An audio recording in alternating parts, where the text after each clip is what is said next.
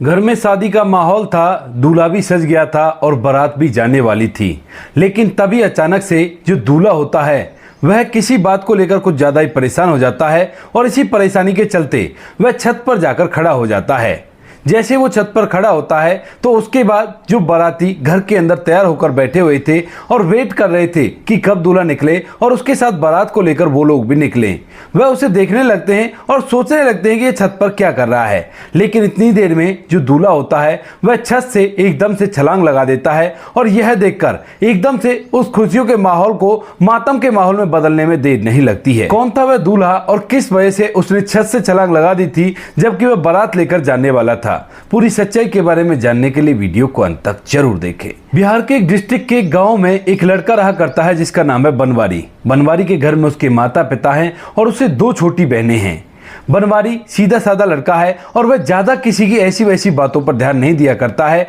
और वह तो अपने काम से काम रखा करता है। उसे काफी ज्यादा शर्म भी आया करती है, अगर कोई उसके बारे में गलत तरह की बातें कहे तो उसे बड़ा ही बुरा लगता है। धीरे धीरे समय बीतता है और समय के साथ साथ जो बनवारी होता है वह अपनी स्कूली पढ़ाई कंप्लीट कर लेता है और उसके बाद अब वह कुछ काम करना चाहता है क्योंकि उनके पास ज्यादा रुपया पैसा तो नहीं है। उसके पिता मेहनत मजदूरी करके बच्चों को पाल पोस रहे थे और अब वह जैसे बड़ा हो गया है तो वह घर की जिम्मेवारी को अपने कंधों पर उठाना चाहता है और इसीलिए अपने लिए कोई काम सोचने लगता है। सोचते सोचते अचानक से उसके दिमाग में बार्बर का काम आता है, यानी कि जो दूसरों के बाल वगैरह काटा करते हैं उस काम को करने की वह सोचता है और इसी वजह से एक दुकान पर जाकर इस काम की ट्रेनिंग लेने लगता है। माता पिता को उसने साफ साफ बोल दिया था कि मेरी पढ़ाई लिखाई जितनी होनी थी उतनी हो गई, अब उसके बाद मैं आगे कमाई के लिए कोई ना कोई जरिया निकालूंगा और उससे अपने जीवन को बेहतर बनाऊंगा। माँ बाप भी इस बात से खुश होते हैं और उसके बाद बनवारी दुकान पर जाकर बार्बर का काम सीखता है और काम सीखने के बाद एक अच्छी सी जगह पर अपनी एक दुकान खोल लेता है। अब जैसे ही बनवारी दुकान खोलता है तो उसके बाद उसकी दुकान काफी अच्छी चलने लगती है और अच्छी खासी वह आमदनी करने लगता है। स्टार्टिंग में तो वह खुद ही उस दुकान पर काम किया करता और उसके बाद अपने नीचे कुछ वर्कर रख लेता है और दुकान को और भी अच्छी तरह से डेकोरेट करा देता है। यानी कि एक अच्छा सा हेयर सैलून बनवारी ने खोल लिया था जिसकी महीने की कमाई लगभग 40 से 50 हजार रुपए थी और वह अच्छी तरह से अब अपने जीवन को व्यतीत करने लगता है। पिता को उसने मजदूरी पर जाने से मना कर दिया था और कहा था कि आप आराम से घर में रहो, सब कुछ मैं देख लूंगा और कोई भी परेशानी नहीं है। पिता भी बड़े खुश होते हैं, माँ भी बड़ी खुश होती है और इधर जो बनवारी होता है वह भी शादी के योग्य हो जाता है। इस बात को देखकर जो माता पिता होते हैं, एक शाम जब उनका बेटा बनवारी घर आता है तो वो उससे कहने लगते हैं कि बेटा अब तू शादी के योग्य हो गया है तो क्यों ना अब हम तुम्हारी शादी करा दें। लेकिन यहाँ पर जो बनवारी होता है अब तक जब से उसने सैलून चलाना स्टार्ट किया है तो वो घरों के झगड़ों को देख देख कर सुनकर काफी ज्यादा परेशान हो जाता है और अपने मन के अंदर पहले ही फैसला कर चुका था कि वह जीवन भर शादी नहीं करेगा क्योंकि उसकी दुकान पर ढेर सारे लोग आया करते हैं और यहाँ पर जितनी भी घटनाएं घरों के अंदर घटा करती हैं उन सभी के बारे में बनवारी को पता चल जाता है क्योंकि बहुत सारे लोग को दूसरे की बुराई किया करता है और कुछ लोग जो अपनी परेशानियों को लेकर काफी ज्यादा परेशान रहा करते हैं वह भी वहां पर जाकर उससे बातें कर लिया करते और उन बातों को सुनने के बाद जो बनवारी होता है वह अपने मन में फैसला कर लेता है कि वह जीवन भर शादी नहीं करेगा। जब माता पिता उसे शादी के लिए बोलते हैं तो वह माता पिता से साफ साफ मना कर देता है और कहता है कि मैं जीवन में कभी भी शादी नहीं करूंगा। अगर आपको बहनों की शादी करनी है तो बहनों की बेशक से कर लो, मैं पैसा लगा दूंगा, लेकिन मुझसे शादी के लिए कभी भी मत कहना। अब इसके बाद माता पिता उसे समझाने की कोशिश करते हैं लेकिन वह एक बात नहीं समझता है और धीरे धीरे कुछ समय और बीत जाता है। बनवारी बिल्कुल शादी से साफ मना कर चुका था और इसके बाद जो माता पिता होते हैं थक हार कर अपनी बेटियों की शादी कर लेते हैं और बेटियों की शादी के बाद बेटियां अपने ससुराल को चली जाती हैं। बनवारी की अब उम्र कुछ ज्यादा हो गई थी, यानी कि 25 से 26 साल उसकी उम्र हो गई थी, लेकिन अभी तक उसकी शादी नहीं हुई थी। बनवारी अपनी मस्ती में मस्त रहा करता, अच्छे खासे पैसे कमाया करता है और अच्छे से अपने शरीर को मेंटेन रखा करता है। वह साफ सुथरे तरीके से रहा करता है और अपने सैलून को चलाया करता है। अब जहां पर उसका सैलून था जिस चौराहे पर, उसी चौराहे के उसके सैलून के सामने एक बिल्डिंग होती है जो कि अक्सर किराए पर खाली रहा करती है। उस बिल्डिंग के अंदर एक फैमिली रहा करती थी और फिलहाल वो फैमिली अपने उस मकान को खाली करके कहीं और जगह शिफ्ट हो जाती है और उसके बाद वह बिल्डिंग पूरी तरह से खाली हो जाती है। तभी 2 से 3 दिन बाद उस बिल्डिंग के अंदर एक लड़की रहने के लिए आती है जिस लड़की का नाम नेहा होता है और नेहा देखने में काफी ज्यादा खूबसूरत थी। अब बनवारी जहां पर बैठा करता वहां से उस बिल्डिंग की बालकनी साफ साफ दिखाई दिया करती, तो जब भी नेहा कभी बालकनी पे कुछ काम करने के लिए आया करती है तो उसकी नजर बनवारी पर जाती है और इधर जो बनवारी होता है वह भी नेहा की तरफ देखने लगता है। धीरे धीरे कुछ समय बीतता है और कुछ समय तक तो ये दोनों एक दूसरे को देखते ही रहते हैं, लेकिन कुछ समय बाद यहाँ पर इन दोनों के नंबर एक्सचेंज हो जाते हैं क्योंकि बनवारी के बोर्ड पर नंबर लिखा हुआ था उसका खुद का, और यहाँ पर जो नेहा होती है जब कई दिनों तक उसे लगातार देखती रहती है तो उसके बाद उससे फोन पर बातें करने लगती है। जैसे फोन पर दोनों की बातें होती हैं तो बनवारी को पता चलता है कि जो नेहा है वो पास ही के मेडिकल कॉलेज में नर्सिंग की पढ़ाई कर रही है और उसका स्वभाव काफी ज्यादा अच्छा है। इधर नेहा को भी पता चलता है कि बनवारी अपने माता पिता की इकलौती संतान है और वह अच्छे खासे पैसे कमाया करता है शहरों से और कोई भी दिक्कत नहीं है। इसके बाद पहले तो उनमें दोस्ती से बातें होती हैं, लेकिन धीरे धीरे वो बातें प्यार में कब बदल जाती हैं इन दोनों में से किसी को भी नहीं पता चलता है। उसके बाद बनवारी और नेहा एक दूसरे से घंटों तक फोन पर बातें किया करते, यहां तक कि बनवारी जब घर पर चला जाया करता तो उसके बाद भी नेहा के पास फोन किया करता है और उससे बातचीत किया करता है। नेहा उसे बताती है कि कुछ ही दिनों में मेरा कोर्स कंप्लीट होने वाला है और जब मेरा कोर्स कंप्लीट हो जाएगा तो उसके बाद मुझे हॉस्पिटल में नर्सिंग की जॉब मिल जाएगी और कोई भी कैसी भी दिक्कत नहीं होगी। इधर जो बनवारी होता है वह उससे घर तक की बातें करने लगता है और जब नेहा की पढ़ाई कंप्लीट हो जाती है और वह वहां से जाने के लिए बोलने लगती है तो इस बात का बनवारी को बड़ा ही दुख होता है, लेकिन फिलहाल वह उससे कुछ भी नहीं कह पाता है। पूरी रात भर वह इसी बारे में सोचता है कि अब नेहा चली जाएगी और मेरा अच्छा मन लग रहा है, कोई भी दिक्कत नहीं है। तो उसके बाद वह सुबह सुबह उठकर एक फैसला करता है और उस फैसले पर अमल करने के लिए दूसरे दिन नेहा से मिलने के लिए उसे एक जगह बुला लेता है। नेहा भी उसके कहे अनुसार एक कॉफी कैफे में आ जाती है और वहां पर बनवारी के साथ बैठकर बातें करने लगती है। बातों के दौरान जो बनवारी होता है वो कहने लगता है कि नेहा कैसा हो कि अगर हम दोनों एक दूसरे से शादी कर ले। अब इस बात को सुनकर नेहा पहले तो मना करने लगती है, लेकिन यहां पर जब बनवारी बार बार उससे कहता है तो उसके बाद वो कहने लगती है कि मेरा क्या है, मेरे घर वाले नहीं मानेंगे। लेकिन तभी बनवारी कहता है कि तुम उनको मेरे बारे में बता देना और मुझे विश्वास है कि वो जरूर से मान जाएंगे क्योंकि मैं अच्छे से कमाया करता हूं और कोई भी दिक्कत नहीं है। इस बात को सुनकर नेहा हामी तो भर लेती है, लेकिन उसकी आवाज में इतना दम नहीं था जितना वो पहले कभी प्यार के वादे किया करती थी। इसके बाद बनवारी नेहा के जवाब का इंतजार करता है और जैसे नेहा अपने घर वालों से बनवारी के बारे में बताती है तो वो लोग भी इस बात के लिए हामी भर लेते हैं और कहते हैं कि जब तुम्हें शादी करनी ही है और लड़का अच्छा खासा कमाया करता है और तुम दोनों प्यार भी किया करते हो तो हमें इस बात से कोई भी आपत्ति नहीं है। जब नेहा का ये जवाब आ जाता है तो उसके बाद जो बनवारी होता है वह अपने घर वालों से इस बात को चलाता है और जब घर वाले ये सुनते हैं कि बेटे को कोई लड़की पसंद आ गई है और वह उससे शादी करना चाहता है तो एकदम माँ बाप कहने लगते हैं कि ये बताओ जब हम तुम्हारी शादी करवा रहे थे जब तो तुमने मना कर दिया था और अब खुद ही खुद लड़की देख ली है। तो उसके बाद जो बनवारी होता है वो शर्मा जाता है और कहता है कि देखो आपको उससे शादी मेरी करानी होगी क्योंकि मैं उससे प्यार कर बैठा हूं और वो भी मुझसे प्यार किया करती है। तो घर वाले हंसते हुए कहने लगते हैं कि हाँ हाँ कोई बात नहीं, हम करा देंगे, कोई भी दिक्कत नहीं है, तू बस ऐसा करके उसके घर वालों से एक मीटिंग फिक्स करा दे और उसके बाद हम लोग तुम्हारी शादी करा देंगे। इस बात को सुनकर बनवारी राजी हो जाता है और अगले ही दिन नेहा से फोन करके उसके घर वालों की और अपने घर वालों की मीटिंग कराने के लिए बोलने लगता है। यहाँ पर जो नेहा होती है वह भी उस बात के लिए हामी भर देती है और 2 दिन बाद का समय तय किया जाता है एक मंदिर का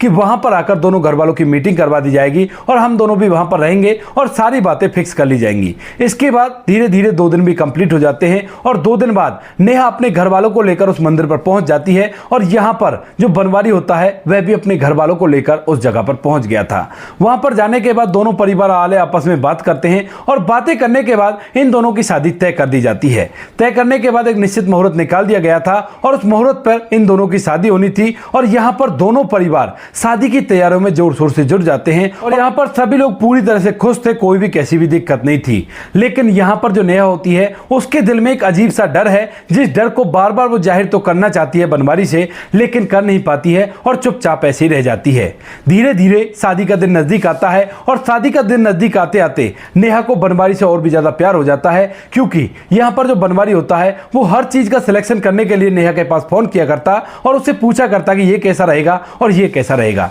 इन सभी चीजों को देखते हुए नेहा एकदम से पूरी तरह से टूट जाती है और काफी ज्यादा अपने मन के अंदर सोच विचार करने लगती है। धीरे धीरे शादी का दिन नजदीक आ जाता है और जिस दिन शादी होनी थी उस दिन बनवारी अच्छी तरह से तैयार होता है, बड़ा ही खुश होता है और घर पर जो लोग बारात में जाने वाले थे वो लोग भी तैयार होकर आ गए थे। अब देरी थी केवल बनवारी के आने की, लेकिन तभी अचानक से बनवारी के फोन पर नेहा का फोन आता है और फोन आने के बाद वह कहने लगती है कि बनवारी मैं तुम्हें एक सच बताना चाहती हूं और उसके बाद ही हम दोनों शादी कर सकते हैं। अब यह बात सुनते ही जो बनवारी होता है एकदम से हैरान हो जाता है और कहने लगता है कि नेहा ऐसा ऐसा क्या रह गया जो तुम मुझे अब बताना चाहती हो, और कोई बात नहीं, कुछ ही देर में मैं तुम्हें लेने के लिए आ रहा हूं और वहां पर हमारी शादी हो जाएगी, तो शादी के बाद तुम जो भी है उसे बता देना, कोई भी दिक्कत नहीं है। लेकिन नेहा कहने लगती है कि नहीं, शादी से पहले तुम्हारे ये बातें जानना जरूरी है, अगर तुमने ये बातें नहीं जानी तो बाद में तुम मुझको दोष दोगे। इस बात को सुनकर बनवारी थोड़ा सा सीरियस होता है, लेकिन फिर भी वो उससे मना करने लगता है। तभी जो नेहा होती है वो कहती है कि नहीं बनवारी, ऐसा नहीं होगा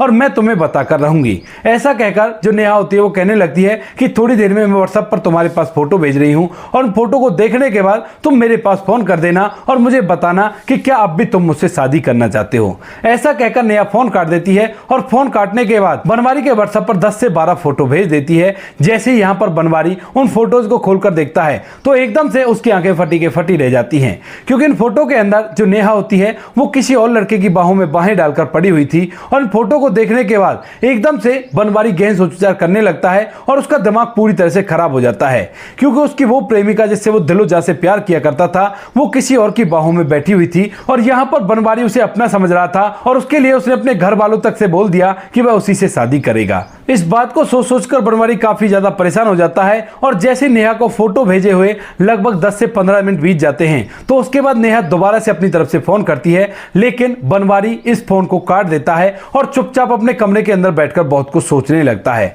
थोड़ी देर तक सोच विचार करने के बाद जो बनवारी होता है वो किसी चिंता को लेकर सीधा अपने घर की छत पर चढ़ जाता है और वहां पर जाकर जमीन की तरफ देखने लगता है। थोड़ी देर तक वह इस चीज को देखता है और देखने के बाद अचानक से ऊपर से छलांग लगा देता है। जब बनवारी ने छलांग लगाई थी तो बारात के कुछ लोग उसे ही देख रहे थे और जैसे बनवारी छलांग लगाता है तो सभी लोग एकदम से वहां पर एकत्रित हो जाते हैं और जब बनवारी की हालत देखी जाती है तो एकदम से पूरी बारात बनवारी को अपने साथ लेकर वहां से सीधा हॉस्पिटल पहुंच जाती है। बनवारी के माता पिता इस बात को देखकर काफी ज्यादा परेशान है कि बेटे को ऐसा क्या हो गया जो उसने छत से छलांग लगा दी। अगर कोई भी बात थी तो वो हमें बता सकता था, क्योंकि माता पिता आज तक उसकी किसी भी बात के लिए कोई भी मना नहीं किए थे। यहां से जब बनवारी हॉस्पिटल जाता है तो रास्ते में उसे होश आता है और जैसे उसे होश आता है तो वह अपने चारों तरफ भीड़ को देखकर समझ गया था कि वह इस दुनिया को छोड़कर नहीं गया है और वह तो इसी दुनिया में है। इसके बाद सभी लोग उसे लेकर हॉस्पिटल पहुंचते हैं और वहां पर जाने के बाद शुरुआती जांचें की जाती हैं। शुरुआती जांचें करने के बाद जो डॉक्टर साहब होते हैं वह बनवारी के घर वालों और बारात वालों को बताते हैं कि ज्यादा परेशान होने की जरूरत नहीं है, ज्यादा बड़ी चोट नहीं है, थोड़े बहुत फ्रैक्चर आए हैं और उन्हीं से बातें बच गई हैं। कितनी ऊंची बिल्डिंग थी वो जिससे इसने छलांग लगाई, तो यहां पर वो लोग बताते हैं कि एक फ्लोर ही बना हुआ था और उसी से इसने छलांग लगाई है। तो इस बात को सुनकर डॉक्टर साहब को शांति होती है और कहने लगते हैं कि कोई बात नहीं, मामूली सी चोटें हैं और ठीक हो जाएगा, कोई भी दिक्कत नहीं है, आप लोग जाकर मिल सकते हो। तो इसके बाद जो बनवारी के पिता होते हैं वह बनवारी के पास जाते हैं और वहां पर जाकर उससे पूछने लगते हैं, बेटा क्या हुआ, तुमने ऐसा क्यों किया, एक बार ऐसा करने से पहले हमारी तरफ तो देख लेता, क्योंकि हम लोग काफी उम्मीदों के साथ तुम्हें पाल पोस कर बड़ा किए हैं और तुम ऐसा कर दोगे तो हम पर क्या बीतेगी। इस बात को सुनकर बनवारी अपनी आंखों में आंसू ले आता है, क्योंकि वहां पर केवल उसका पिता था और कोई उसके पास नहीं था। तो वो कहने लगता है कि पिताजी मुझे माफ कर दो, मैंने लड़की को चूज करने में बहुत बड़ी गलती कर दी। अब पिता इस बात को सुनकर हैरान हो जाते हैं और कहने लगते हैं कि क्या हुआ बेटा, लड़की से तो तू प्यार किया करता था ना, और लड़की भी तुमसे प्यार किया करती थी, फिर ऐसा क्या हो गया जो तू ऐसा बोल रहा है। तो उसके बाद बनवारी जो होता है वह अपने पिता को अपनी प्रेमिका नेहा के बारे में सब कुछ बताता है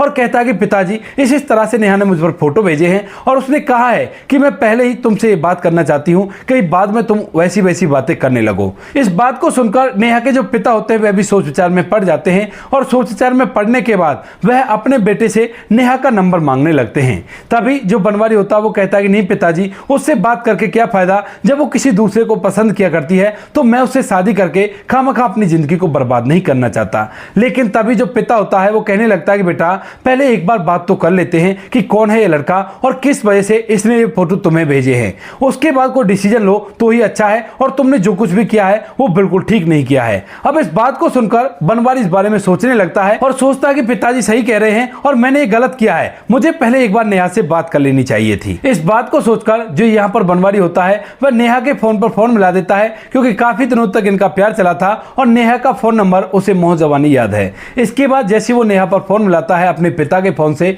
तो नेहा पहले तो तो बोलती नहीं है। और जब बनवारी अपनी तरफ से हेलो बोल देता है तो उसके बाद नेहा पूछने लगती है कि क्या हुआ, तुम इस तरह से क्यों कर रहे हो। तो उसके बाद बनवारी पूछने लगता है कि वो सब बाद में बताऊंगा, लेकिन तुम ये बताओ कि तुम्हारे साथ जो लड़का है यह कौन है और तुम्हारा इससे क्या रिलेशन है। तो यहां पर जो नेहा होती है वो बताने लगती है कि ये मेरा एक्स बॉयफ्रेंड है और मैं पहले इसके साथ काफी दिनों तक लिविंग में रही थी, लेकिन उसके बाद इसने मुझे धोखा दे दिया और मैं पूरी तरह से टूट गई थी। उसके बाद तुम मेरी जिंदगी में आ गए और तुमने मुझसे शादी के लिए पूछ लिया। मैं चाहकर भी मना नहीं कर पाई और मेरे घर वालों ने मुझसे ये बात छुपाने के लिए कहा था कि तुम इस बातों को बिल्कुल भी मत बनाओ। अगर वो लड़का शादी के लिए बोल रहा है तो बेशक से उससे शादी कर लो, कोई भी दिक्कत नहीं, लड़का अच्छा कमाया करता है और चुपचाप इन बातों को रख लेना, क्योंकि ये बातें कभी लौटकर उसके पास नहीं आने वाली। यही बातें सोचकर हम लोगों ने शादी तय कर दी थी, लेकिन शादी के दिन जिस दिन तुम बारात लेकर आने वाले थे उस दिन तक मैं तुमसे और भी ज्यादा गहरा प्यार करने लगी थी, क्योंकि तुम हर छोटी मोटी चीजों को मुझसे पूछा करते थे और इसीलिए मैं तुमसे ये राज को नहीं छुपा पाई और मैंने सोचा कि शादी से पहले बताना ही उचित रहेगा और इसे जरूर से बता देती हूँ। मैंने तुम्हारे पास ये फोटो भेजे और तुमसे कहा भी था कि मुझ पर फोन जरूर करना, लेकिन तुमने मुझ पर फोन ही नहीं किया। न जाने तुम कहां चले गए और अब भी किसी और नंबर से फोन कर रहे हो। तो उसके बाद यहां पर जो बनवारी होता है उसकी आंखों में आंसू आ जाते हैं और यहां पर जो उसका पिता होता है वह भी इस बात को सुनकर काफी ज्यादा हैरान हो गया था। वह फिलहाल कुछ भी नहीं बोल पाता है। तो उधर से नेहा पूछने लगती है कि क्या हुआ बनवारी, क्या तुम अब भी मुझसे शादी करने के लिए तैयार हो। तो इसके बाद बनवारी कहने लगता है कि नेहा, इस बात से कोई प्रॉब्लम मुझे नहीं है और मैं अब भी तुमसे शादी करने के लिए तैयार हूं, लेकिन मैं एक ही बात पूछना चाहता हूं,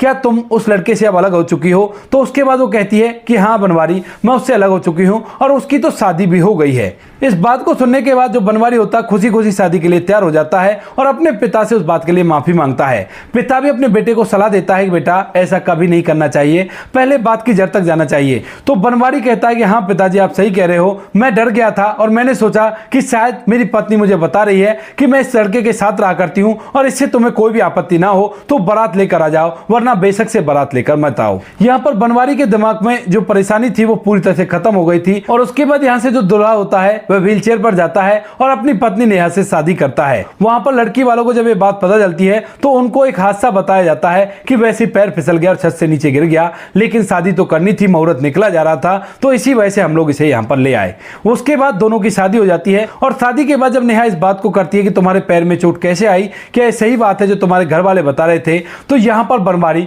सारी की सारी सच्चाई उसे बता देता है। अब नेहा जब इस बात को सुनती है तो उसे भी इस बात पर बड़ा ही आश्चर्य होता है, लेकिन फिलहाल के समय में बनवारी और नेहा दोनों एक साथ अच्छी तरह से अपना जीवन व्यतीत कर रहे हैं। जो नेहा उसकी एक हॉस्पिटल में जॉब लग गई है और बनवारी अपनी उसी धंधे को चलाया करता है। तो दोस्तों ये थी आज की कहानी, आपको जैसी भी लगी हो कमेंट सेक्शन में बता देना। वीडियो अगर अच्छी लगी हो तो वीडियो को लाइक और चैनल को सब्सक्राइब जरूर करें ताकि हमें थोड़ा सा हौसला मिल सके आप लोगों के लिए ऐसे अच्छे वीडियो बनाने के लिए। इन कहानियों को सुनाने का उद्देश्य किसी को परेशान करना बिल्कुल भी नहीं है। ये कहानी आपको इसलिए सुनाई जाती है ताकि आप लोग इन कहानियों में से कुछ ना कुछ सीख सको और अपने जीवन में उस चीज को अप्लाई कर सको। मिलते हैं किसी नेक्स्ट वीडियो नए टॉपिक के साथ, तब तक के लिए जय हिंद, जय भारत,